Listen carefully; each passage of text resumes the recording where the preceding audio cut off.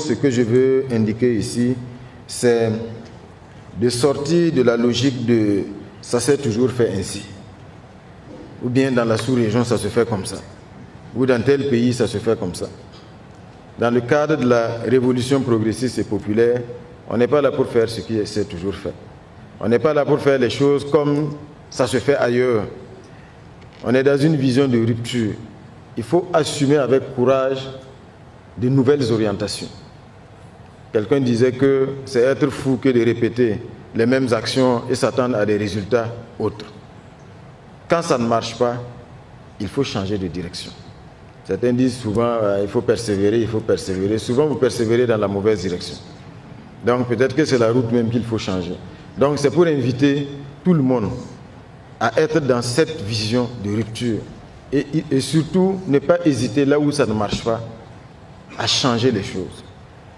Évidemment, il y a les questions de la loi 033 qui doit faire l'objet donc de relecture.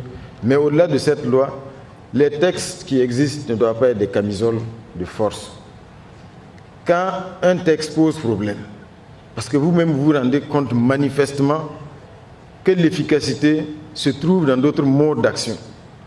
Mais on ne peut pas y aller parce qu'on dit « Ah, bon, il y a l'article 35, alinéa je ne sais combien. » Bon, si le texte, ce sont des hommes qui les ont élaborés, qui les ont votés, on change le texte pour améliorer les performances. Donc c'est un élément extrêmement important qu'il convient de noter, afin que vous puissiez donc être des forces de proposition aussi, pour changer tout ce qui est de nature à freiner la réalisation donc des performances. Ça, c'est très important.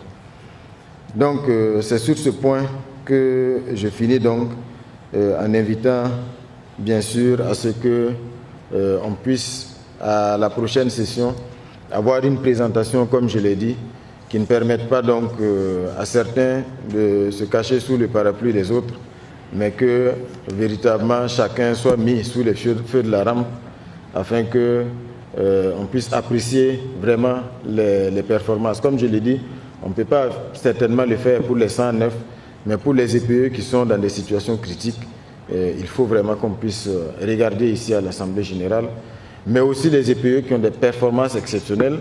C'est peut-être l'occasion aussi de les féliciter de vive voix, féliciter leur conseil d'administration, leurs directeurs généraux, afin de faire aussi des émules.